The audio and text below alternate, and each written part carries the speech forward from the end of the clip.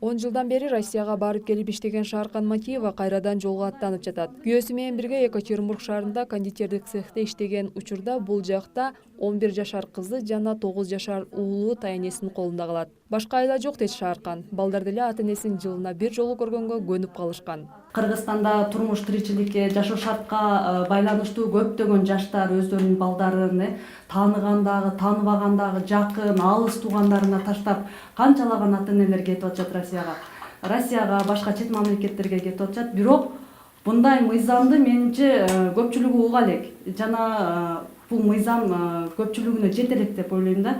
Бул мыйзамдын чыкканы аябагандай жакшы болду. Ошол мыйзамдын негизинде таштап аткан ата эне дагы тил кат алып, алып калып аткан адам дагы ошондой тил кат алып, алып калса, таштаган адам дагы баягы көңүлү ток жүрөт, алып калган адам дагы өзүнүн мойнундагы баягы жоопкерчиликти сезе билет. Булардын жүрүш турушу, окушу, даже эс алуулар полный бул менин мойнумда. Бул ата энеси келгиче буларга өзүм жооп берип, өзүм карайм. Ооруп калса, башка болсо полный өзүм мойнумда, өзүм жооп берем. Ошон үчүн ата энеси келгиче мен Алла Тааладан тилейм, ушулар жакшы чоңоюп, жакшы окуп, жакшы жүрүшүн каалайм да. Кыргызстандагы ар бир 5-чи баланын бирөөсүнүн ата энеси чет жакта иштеген эмгек мигранттары. Статистика боюнча мигранттардын 33 миңдей балдары ата энесинин камкордугу жок жашап жатат. Россия, Корея, Казакстанга иштегени кетип жаткан үй бүлөлөр балдарын чоң ата, чоң энесине же жакындарына таштап кетет. Этот мужик стоит и смотрит, как ребенок лежит на земле. Тилекке каршы жакындарынын камкордугунда калган балдардын кээ бирлери зордук зомбулукка кабылат же өлүм менен коштолот.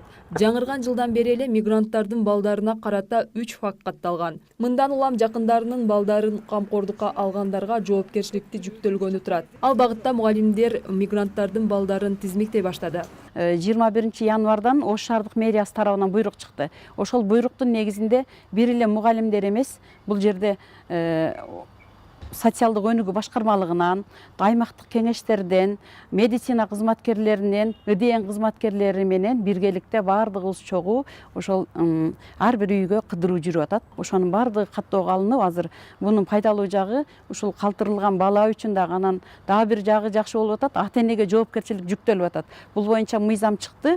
2 саат отуруп сабактай отурган убактыбыз өтөт. Токтом баланы камкордукка алган үй бүлө менен катар эле ата энесинин дагы жоопкерчилигин күчөтөт. Эгер баласын шарты жок калтырса, башында эскертүү берилет. Кийин кайра кайталанса, административдик чара көрүлөт. Буга коомчулуктун көз карашы түз. Алып калгандар ошо жоопкерчиликти билип туруп, анан кийин караш керек.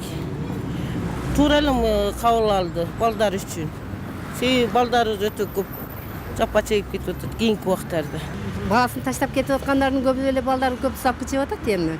Мыйзам туура эле чыкса, ошо балдарын таштап кеткен ата энелер жоопкерчиликти сезип, анан ошо ишеничтүү адамдарга таштап кетсе, анан балдары жакшы болуп өсүшүнө шарт түзүлсө да. Ошо миграцияга кеткен жарандар бизге айтып эт, биз кетем, мен кетем, бүкүл кесе кетишет. Биз ошо үймө жүрүп элдерге түшүндүрүшүбүз керек. Баланын тарбиясыны, азыркы чыккан мыйзам, бар мыйзам, буну сиз менен биз ушунга жоопкер болуп атабыз. Балдарды алып калган ата эне өспүрүмдөрдүн жүрүш турушуна, коопсуздугуна милдеттүү. Бирок учурда бир топ мыйзам бузуулар кездешкени өкүндүрөт. Ошондуктан документалдуу түрдө алып калса, балдарга жоопкерчиликтүү адам мойнунда чоң милдет бар экенин сезмек.